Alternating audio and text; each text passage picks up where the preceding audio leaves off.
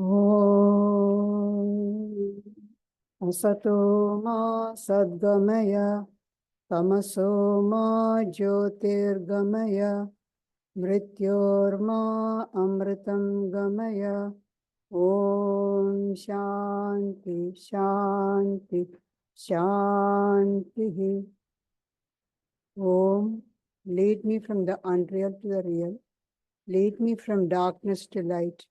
Lead me from death to immortality. Om, peace, peace, peace.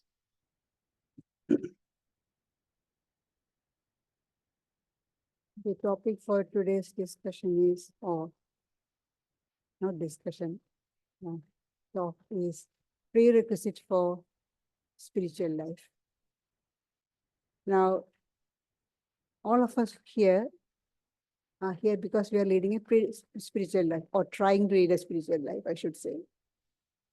And what are the prerequisites for leading a spiritual life? The first and foremost condition is a human birth. We all got that. According to Shankaracharya, the human birth, the desire for freedom or liberation, and the conduct of a holy person are very rare and obtained only through the grace of God. Why do you say human birth is so rare or so important?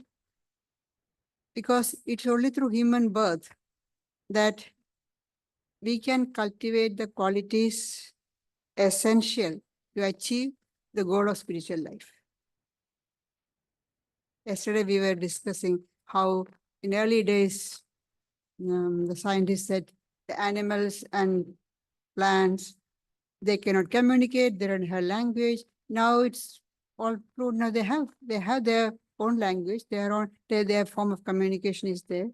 But still, the only difference between human beings and animals and other living beings is in only human body can one strive for spiritual realization or God realization.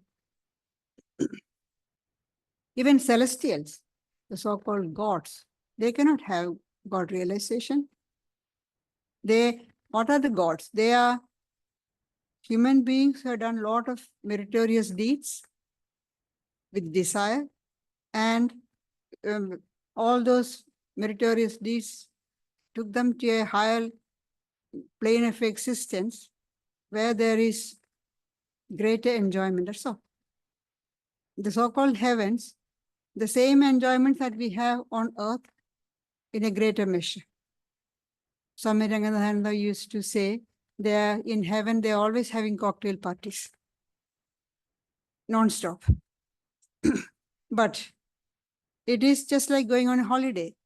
Once those merits are exhausted, they have to come back to earth and again start doing action, accrue merits, and again go to heaven. It goes on. Go up, come back. Go up, come back.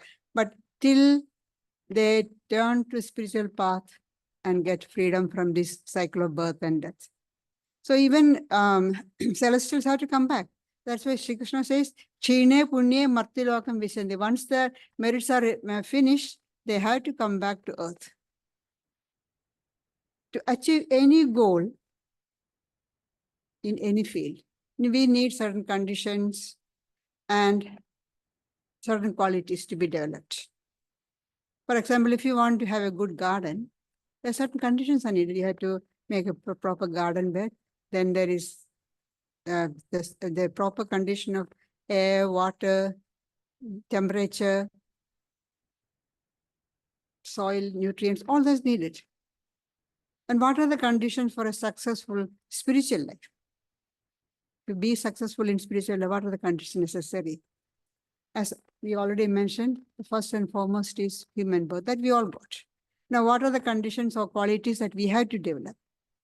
The Vedantic teachers recommends 4: Viveka, Vairagya, Samadhi, Shat Sambhati, and mumukshutam. Viveka is discernment or discrimination. Then vairagya, dispassion, calmness, and the other 6 qualities. And finally, intense longing for freedom or liberation. With these 4 qualities, if we can develop these 4 qualities, we are sure to move forward on the spiritual path. We will be able to reach the ultimate goal. Without that, there's no hope. Without these 4 qualities, if you think that you can attain the goal of spiritual life, like God realization or self-realization, it will be like a child in the primary class thing that, oh, I can go and do the research, the postgraduate research that they are doing, I can also do. It won't be. It won't be successful. We have to need certain conditions and qualities. So let's look at them. Today, I'm only going to deal with the first 2, Viveka and Vairagya, discernment and dispassion. Viveka, the first one, is the first step in turning away from the glitter of the world. The objects in the world capture our attention and make us run after them. We collect a few things, and then as we get them, the desire for more comes. It's never over. It's all gone increasing. That is why there's a famous saying in Sanskrit, to fulfill desires by enjoying them is like trying to put out fire by pouring clarified butter into it. The desires, by fulfilling them, we won't be able to finish it off. It will go on increasing. So we have to reason out. That is there the first quality comes in, Viveka, or discrimination comes in. We go after these objects of the world without realizing that we are simply chasing shadows. There is no substance in it. And those who do that, they never even think of following the spiritual path. We have to practice discernment, discrimination at every point in our life. It is beneficial, not just beneficial, it also gives us strength to keep away from the many traps of the world. Now, the modern world, we can say modern times, is the age of choices. We never had so many choices in early days. Now you go to the shop, look at any item. There's a long line of things, the same thing, which one to choose? Everything, you starting from, say, milk or bread, so many things to choose from, which one to choose? So it's always choosing. At every turn, we are faced with making choices. And these choices are between what is pleasant and what is beneficial. In Sanskrit, they call it, pleasant is called prayas and beneficial is called shreyas. The pleasant one, the happiness arising from organic satisfaction. They give us short-term satisfaction, immediate satisfaction. But immediate satisfaction means it is temporary. Immediately get satisfied, you feel happy, but after some time that's gone. Then you want another sensation, you go for that. That's again for a short time. Keep on changing. So outwardly it looks very attractive, like the glittering wrapping of food products that they sell in the shops. Very attractive. We want to get it.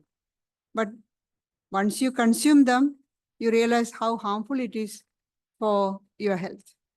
But it is attractive, so you get into the trap. So they're hollow inside, there's nothing inside. In the Bhagavad Gita, Sri Krishna speaks about three types of happiness. The first one, he says, it is bitter in the beginning. Towards the end, it turns like nectar. The second happiness, which is the pleasant one, very sweet in the beginning, very tasty, like nectar in the beginning, but turns out to be poison in the end.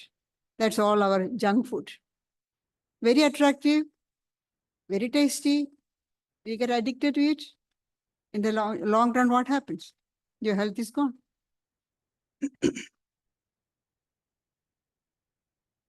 So if we keep to the pleasant, the prayers as the aim and end of life, of human existence, we are leading our lives at a very low level, or almost we can say animal level. Only sense enjoyments are there, and there is no higher aim at all. And such a person is sure to slip away from the spiritual path, even if he or she is on the path, and loses the goal of life. And this is praise, the pleasant is full freedom for the senses. Enjoy all the sense pleasures, full freedom. Whereas Shreyas, the beneficial, is freedom from the senses.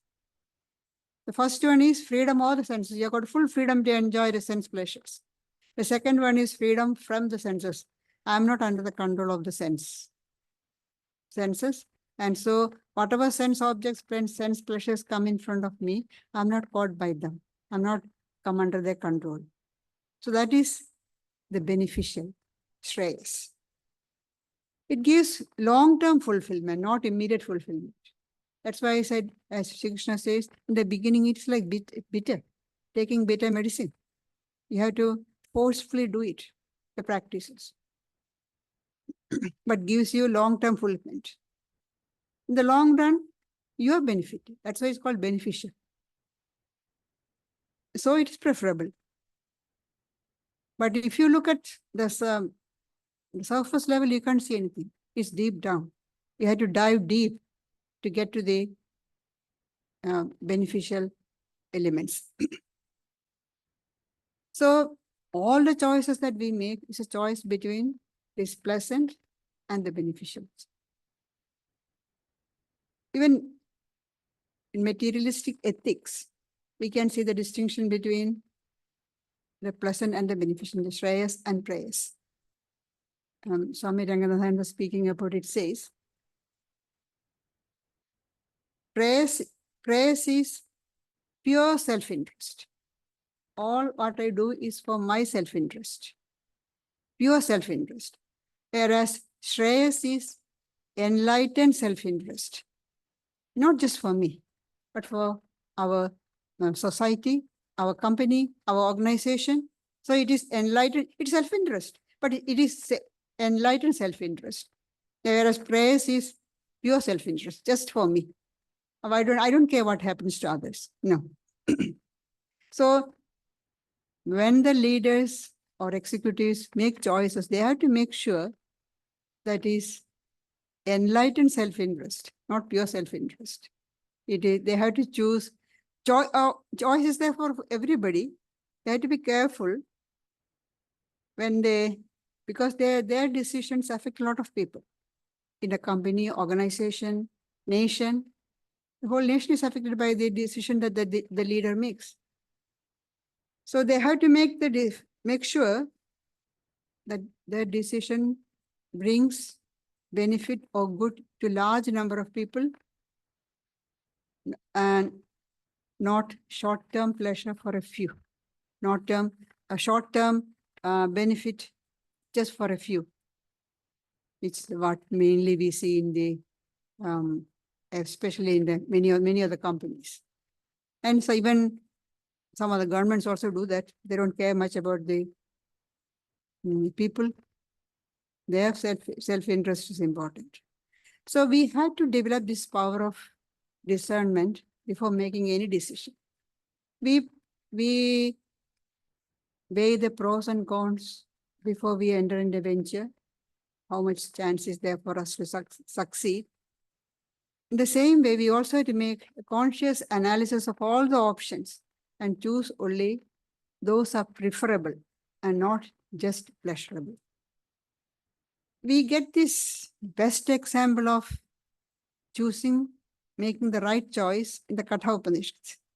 You all know about the Katha Upanishad, the young boy Nachiketa. Nachiketa goes to Yama and wants to know what happens after death.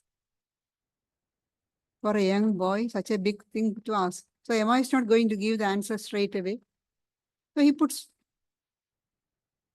young child, maybe 10 or at the most 12, not more than that, 8 or 10. And then he's asking this big question. What happens after death? Is there anything? Some say there are something is after death. So others say there's nothing. So what is the truth? I want to know the truth. These highest truths should be given to the right person. In the wrong hands, it can be dangerous. So Emma wants to test him. He says, my child, why do you want to all know this? Even it's very difficult. Even gods don't understand this. Why do you want to know it? Instead, you ask for long life, plenty of wealth, cattle, horses, carriages, chariots, dancing girls, all the pleasures, even no human being has ever enjoyed. You ask for anything, I'll give you. Don't ask this question. And Nachiketa says, keep all those things with you. I don't want any of these things. I want to know only this, what happens after this, after death. That's the only answer I want. I don't want anything else.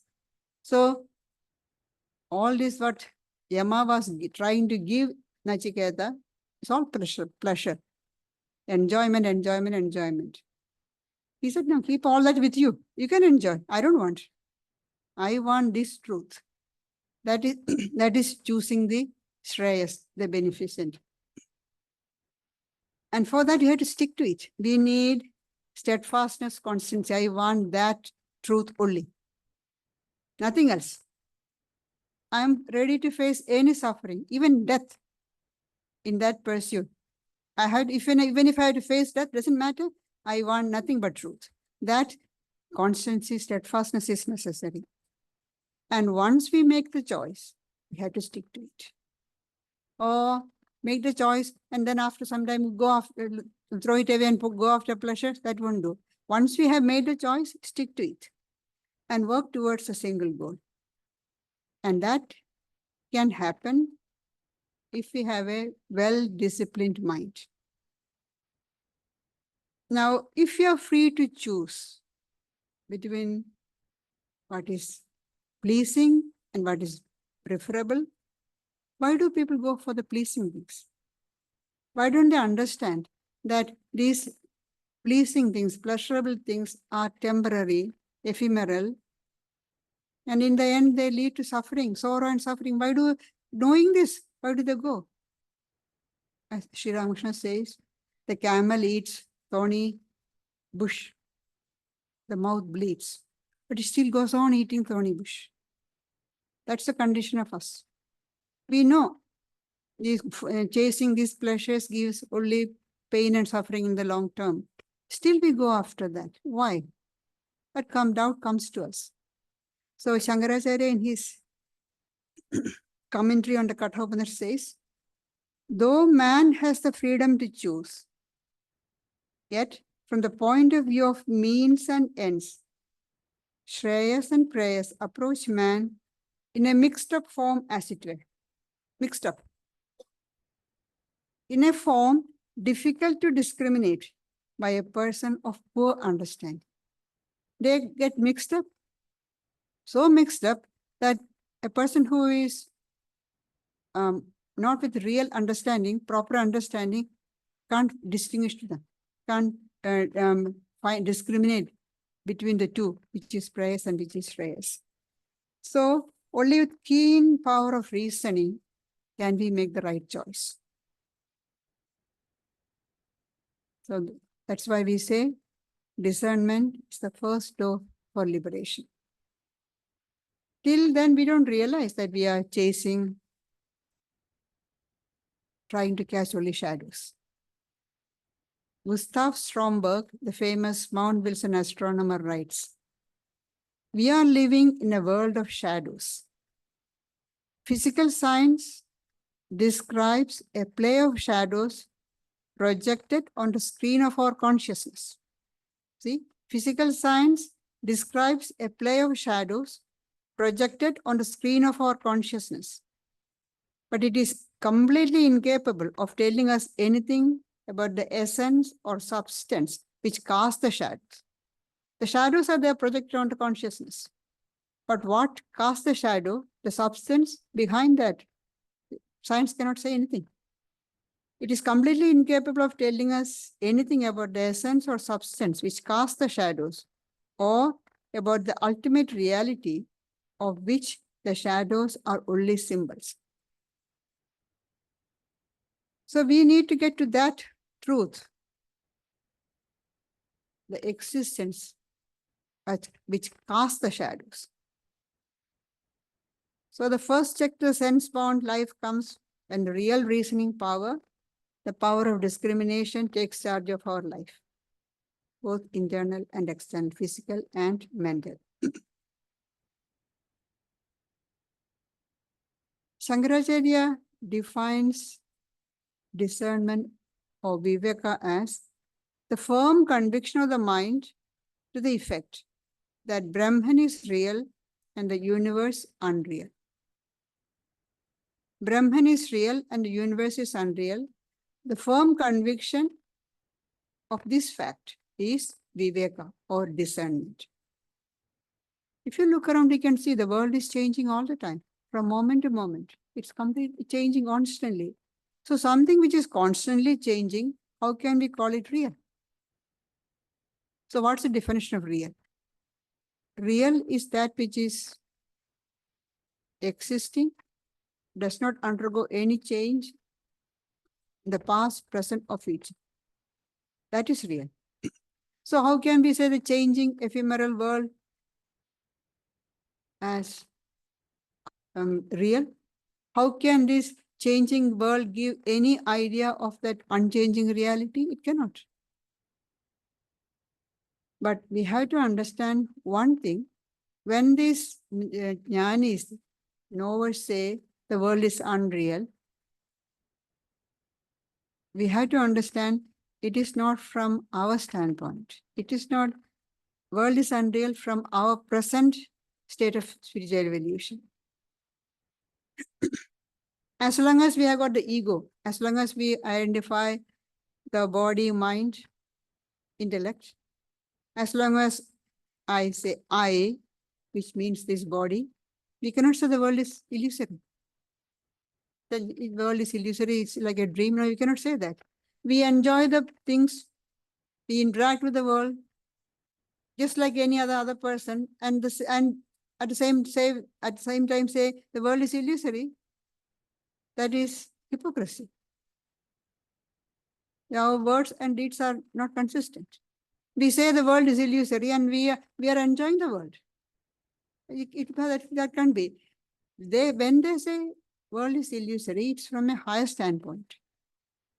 They are no longer those people who really said or really mean that the world is illusory, like a dream.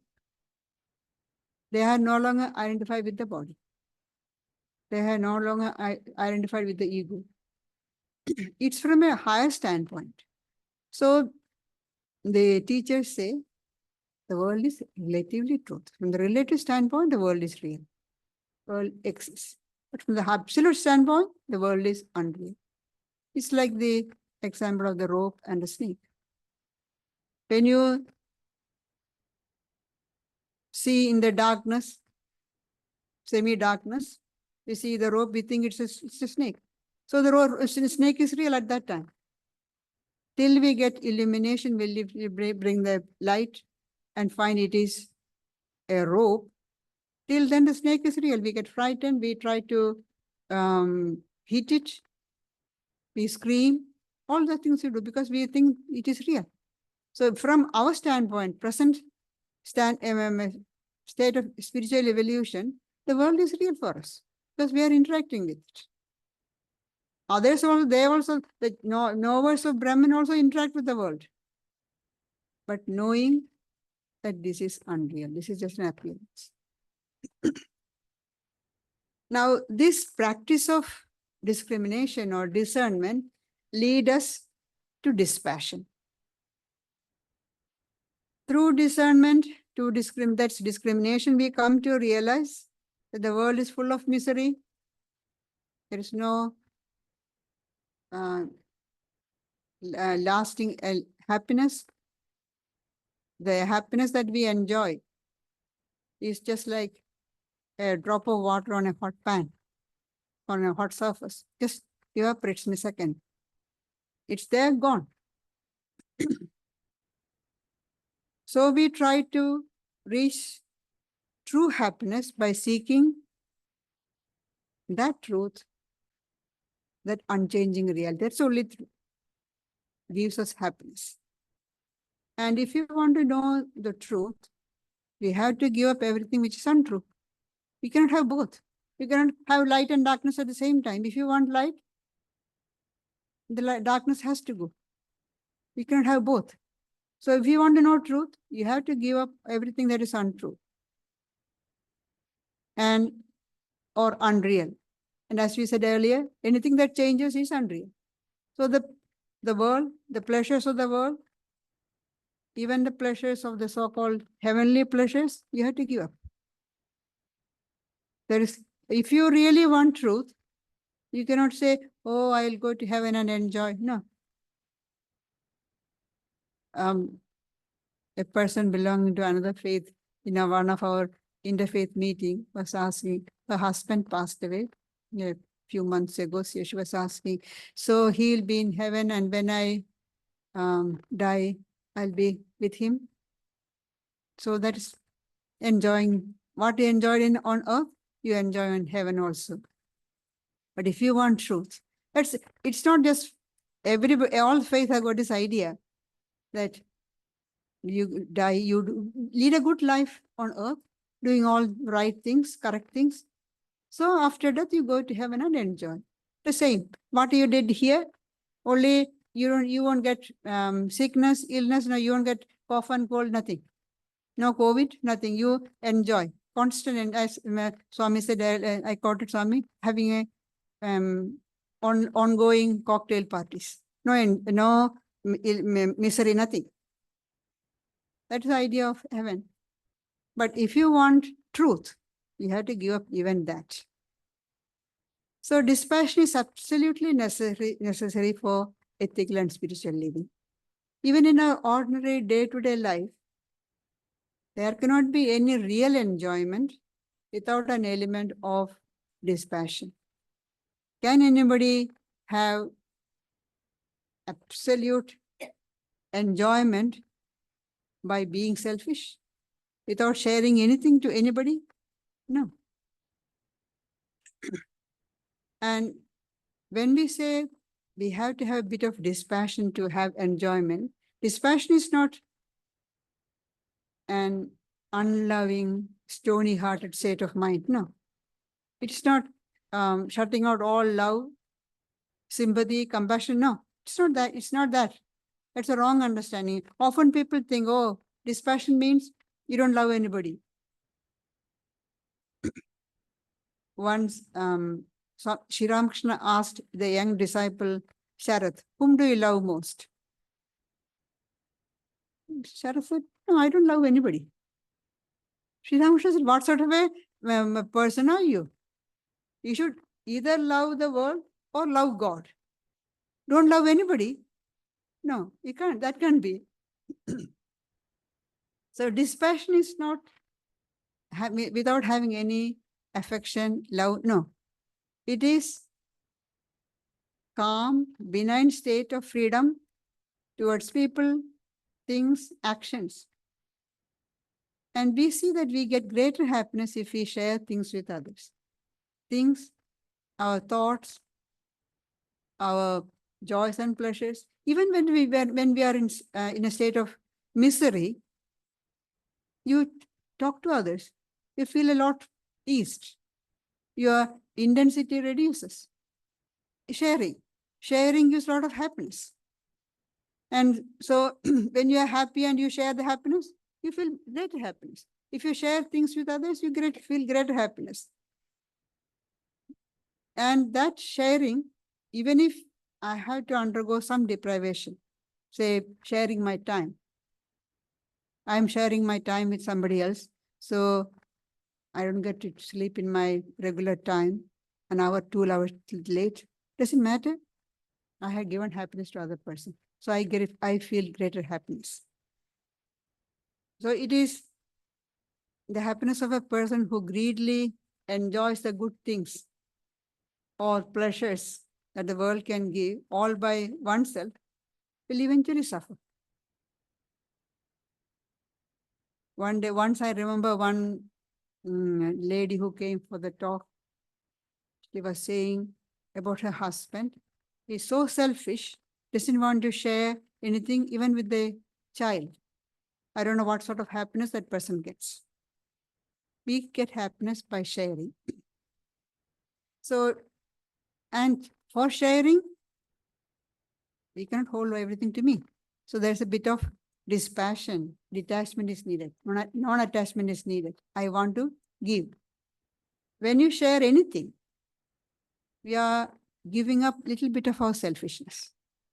That is why we had to teach these children from the early age, the children share with others. Otherwise, the children, especially in a modern families, it's just one child or two children. They don't learn the art of sharing. As in olden times, then it was a joint family or bigger family, not just the immediate family. Sharing means giving up a little bit of your attachment, your selfish interest. In spiritual life, it becomes all the more important. It becomes indispensable, this non-attachment. The Upanishad says, Tyage nege amrtatva manasya. Only through dispassion or renunciation can one attain immortality. There is no other way. Through dispassion alone can you attain immortality. Because when you want the highest thing, you have to give up the lower things. Again, the Isha Upanishad says, Tena tyaktena punjidha. Enjoy through renunciation. Sounds strange. Enjoy through renunciation, enjoy through giving up. How can enjoyment and renunciation or dispassion go together? If you look at or think deeply, you can see that only when we are free from attachment can we really enjoy. Say, suppose I have got a brand new car and I'm driving it, showing off, not that I can drive anything. And I have parked it in front of my house. It's a brand new car. People can see it is quite new. My fear is, will somebody come and hit it? Would some naughty child come and scratch it? My thought is there all the time. Suppose it belongs to somebody else. I really enjoy. Look at that car, beautiful. Wonderful car, beautiful. Look at the beauty. And if I know anything about the car, then I can describe it also. Because it is not mine and there's no attachment. If it is mine, then if somebody may destroy it, somebody may damage it, somebody may steal it, all that fear is there. I may lose my sleep. So how can you enjoy? Through dispassion. If you are not attached, then only you can enjoy. Then only when there is no idea of possession, then you can really enjoy things. That is why the Upanishad says, Tena tyaktena punjitha, enjoy through dispassion.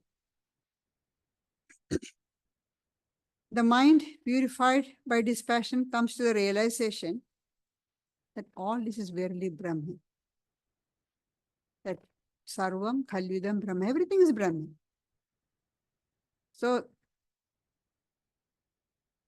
real dispassion is not a negative virtue, not giving up something, but a negative idea leading to the fulfillment, leading to positive fulfillment. It is not, it is giving up the attachment to the world, seeing the presence of the divine in everything in the world. Everything has got reality or existence because of the presence of the divine within it, behind it. As Sri Ramakrishna gives the example, all the zeros get value because of the digit in front of it. You put one and then put the zeros, becomes 10, 100, 1,000, goes on, increases in value. You just remove that one, you put 100 zeros, they just remain zeros only. So things in themselves are of no value. It is the presence of the divine, the presence of the divine spirit gives value to everything in the world. That we understand. That understanding gives us dispassion. Seeing the present, there is no more idea of possession, no more idea of attachment. In the Yoga Vasishta, we see that Sri Rama, after all his studies, he developed a sense of dispassion to a great extent. He wanted to give up the world and go and lead as an ascetic. The father naturally got worried. He asked the teacher Vasishta to advise Rama. So Vasishta came to Rama and said, "Oh, you want to give up the world and go away? All right, it's very good. Now tell me, is the world outside God? Is this the world that you want to give up? Is the world outside God?" Rama thought about it and he found that everything is within God. There is nothing outside God. Everything in the world is pervaded by God. That's the first mantra of the Isha Upanishad. Isha Vasam Idam Sarvam. Everything is pervaded by that supreme reality. There is nothing outside God. So where will you go? What will you give up? There's nothing that you can give up. Everything is God. You want to give up God? That's what we have already done. Usually, we enjoy the world. So what do we give up? We have given up God. One Swami very jokingly told a devotee came and told, often we see the people, "Oh, we are worldly people. What can we do? You have given up the world and you are seeking God. Your renunciation is great." And then the Swami said, "Your renunciation is greater. We have given up only this changing world. You have given up the ultimate unchanging reality." So that's what most of us do. We have given up God because at present we don't need any need. We don't feel the need for God. Everything is going on. Health is there. Got a good job, good family. Everything is going smooth. So God can wait. So that's outside the way.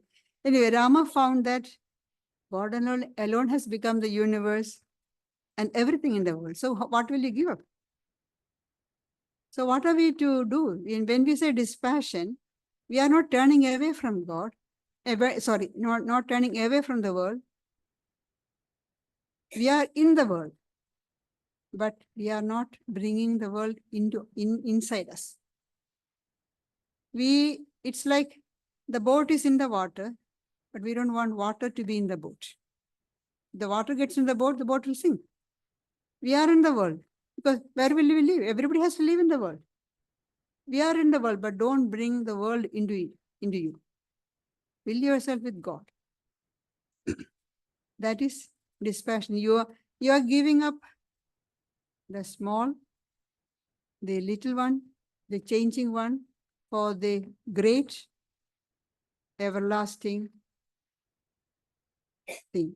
So give up the small for the greater. If the mind is resting on God, then it won't be too much attached to the world. Sri Ramakrishna says, sense pleasures appear more and more tasteless as love of God grows. Sense pleasures appear more and more tasteless as love of God grows in us. It's like the case of a little child playing with the toys, dolls. As it grows up, the interest changes, goes to school, friends are there, then other interests come, sports, music, dance, all those things come. No more toys and dolls. It's all gone. But at earlier stage, when you said little one, you try to take away the toy, it will scream at the top of the voice. But now, naturally, it has given up.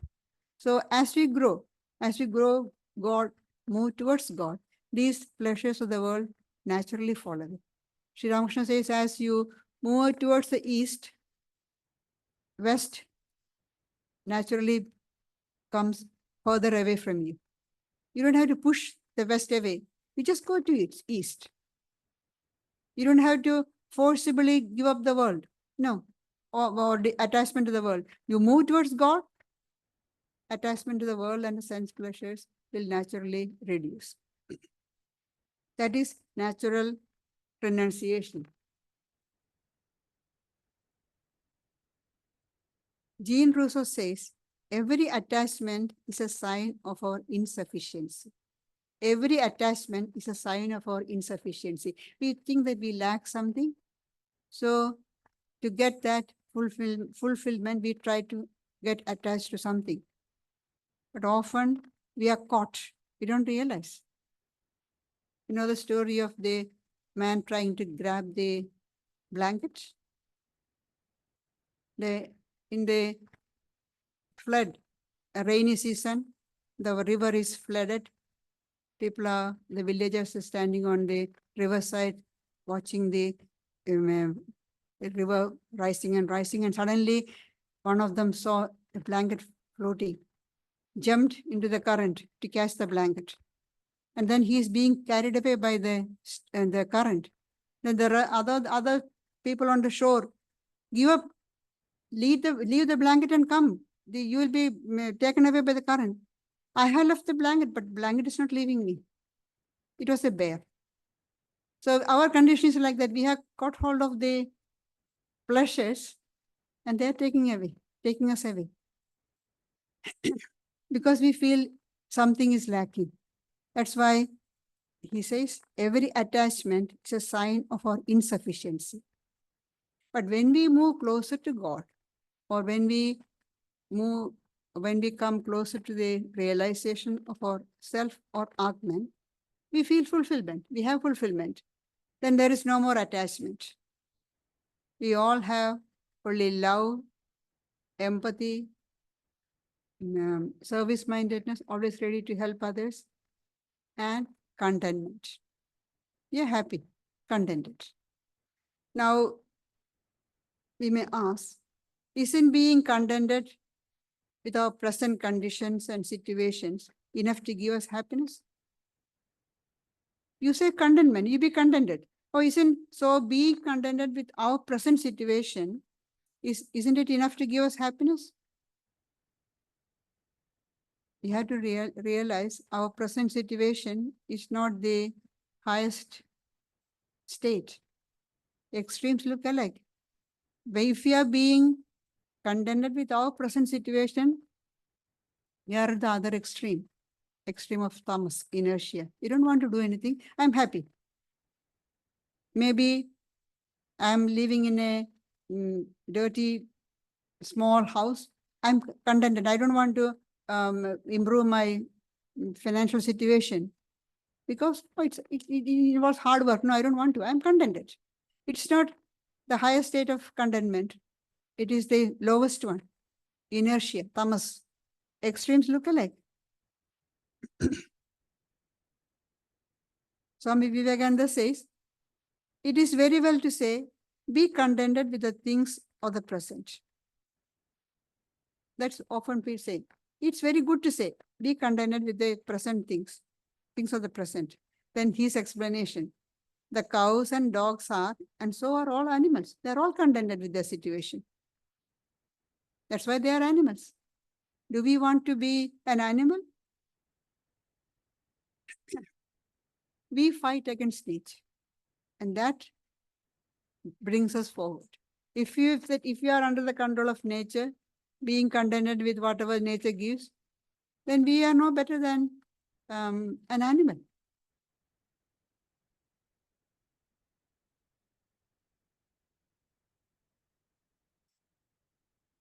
Then how are we to remain attached in the world?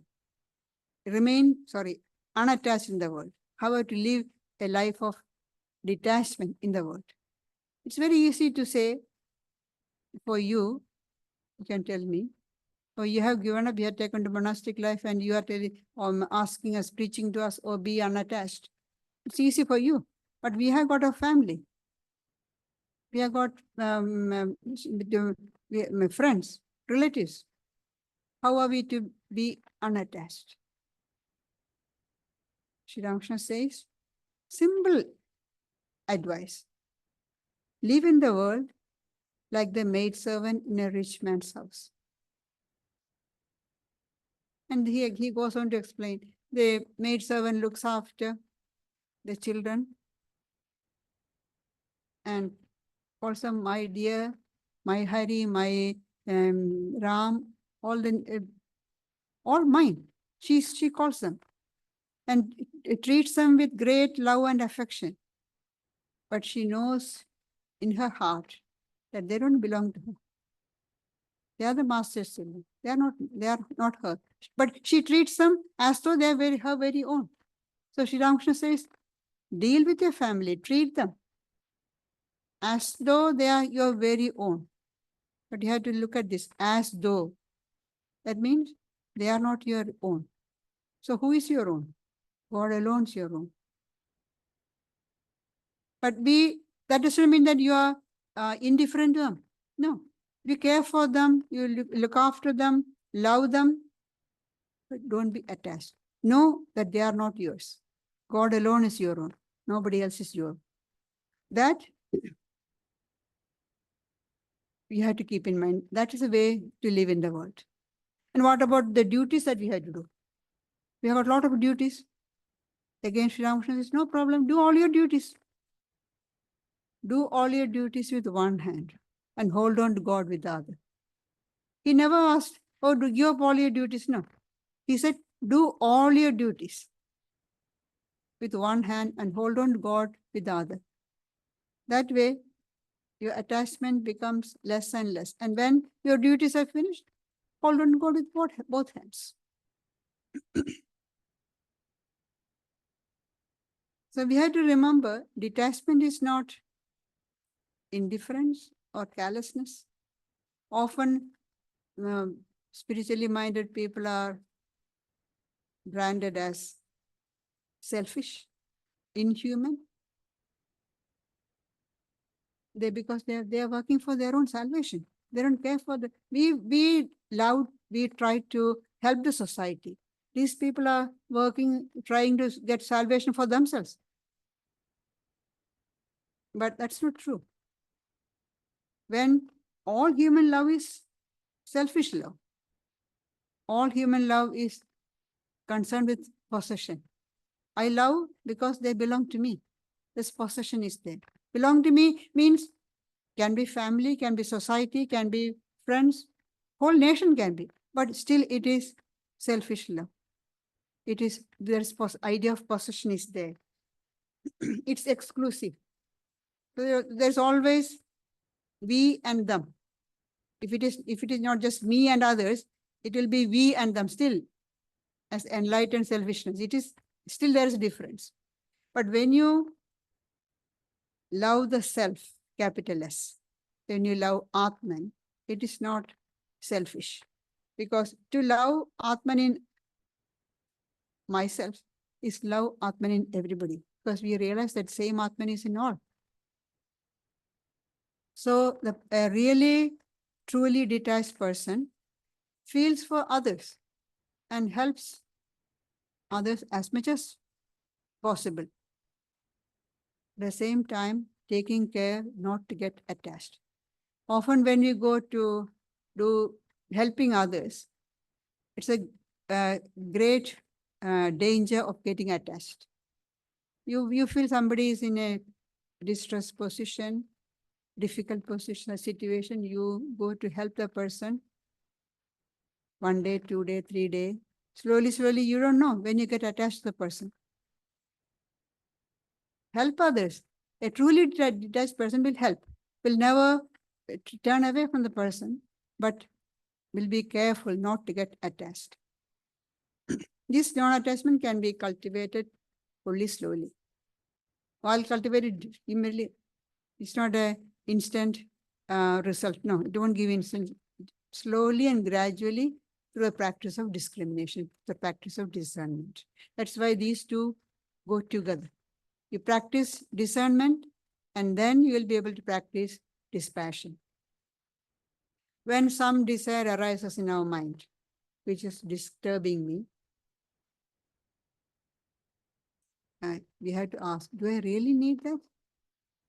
Is it going to help me in any way in my spiritual path? Or going to give me peace in the long term? Most often we find the answer will be no. But we have to have, razor sharp reasoning. Do I really need it? The mind will try to bring in excuses. The mind will try to cheat us. No, it is so good. It is so good. It will be very happy. All my friends will be happy. Yeah. Do I really need it? Is it going to give me lasting happiness and peace? If the answer is yes, of course do it. Otherwise, no. But in most cases, it will be no. And then we should have the willpower to stop it. Are you disturbed by something that happened? Then we have to ask ourselves, how did that happen? Would I have done something differently? Now, how can I help in this situation? If we can do something, or if we have contributed something to that situation, make the necessary corrections. If we can help in any way, don't ignore responsibility, saying that, oh, it's not my business. Oh, they are suffering, but it's not my business. What can I do?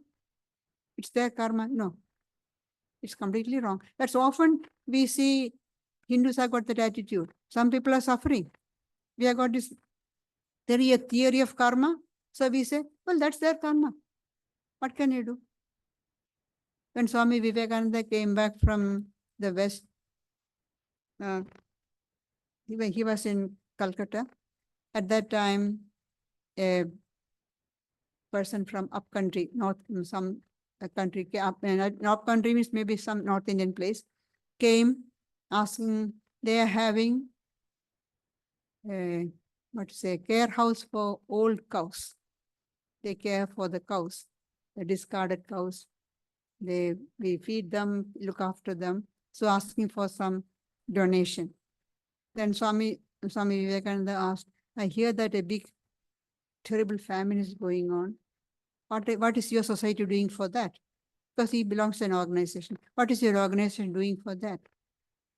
The man said, well, it is their karma. It is their karma, that's why their people are suffering from the famine. Then Swamiji said, well, if that is their karma, it is the cow's karma that you are going to hand to the butcher. If I have any money, I'll give to the for the famine relief rather than to give to the cows. See, that is carelessness. The idea of saying somebody is suffering and it's not my responsibility to help. No, a really dispassionate person will try to help whatever is in his or her capacity. But if it is unavoidable, nothing can be done, then just give it to God. God, please help them, pray for them. As Shri Krishna says, we follow the teaching of Gita. Apariharyarte natam shojitam ahasi. If unavoidable, there's no point in grieving over it. But you can pray for them. That's the best help we can give to somebody. Pray for the person. or group of people, whatever it is. The test of non-attachment or dispassion is how we respond to a sudden wave of anger, jealousy, sorrow, lust, greed, all this come and overpower us. How do we respond to that? That is our test of our dispassion. In such disturbed state of mind, we need strong willpower to remember and practice discernment. We may forget to use the power of discrimination or discernment. We have that, but we forget. We need strong willpower. And we can exert strong willpower only when we are alert and know that we are being overpowered by these strong emotions. So alertness. It is a long, gradual process. It doesn't happen in a day or two. You have to practice, practice, practice. We may fail. We get overpowered by these emotions, and maybe after some time, after a few days, after a week, sometimes I was supposed to reason out and find out and step back. I forgot. I didn't even remember that. Maybe that doesn't matter. Next time I'll try. Next time, you may remember the same day after some time, after being overpowered by the emotion. It's a step forward. It's not that we have to start practicing only when we become perfect in all these things. Even every attempt is a step forward. We fall down, get up and try again. Step forward. That's why Sri Krishna says, Swalpam apyasya dharmasya trayate mahadobhaya.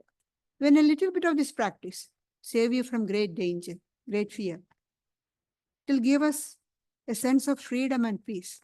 We have tried.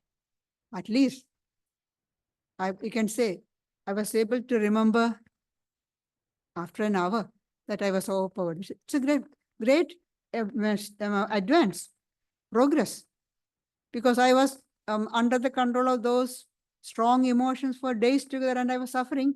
Now within an hour, I was able to remember that. So it's a progress. And that gives us strength and peace.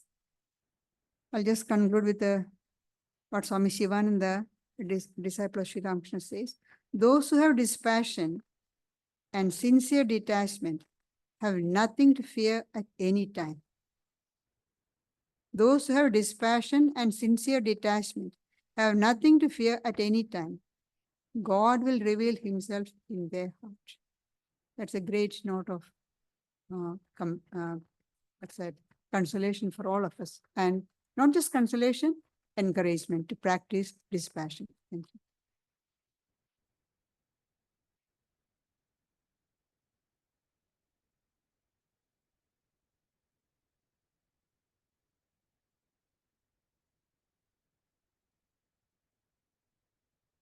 This coming Friday, we'll have the Bhagavad Gita discussion that's led by Gayatriprana. Next Sunday, we'll have the next talk in the series on self-knowledge.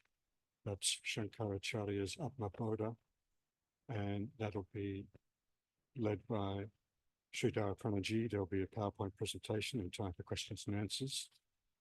Also next Sunday, there's the Bhagavad Gita class via Microsoft Teams, class given by Gayatriprana once a month, and that's from 8 to 9 p.m. You'll see the link is in the weekly email for that.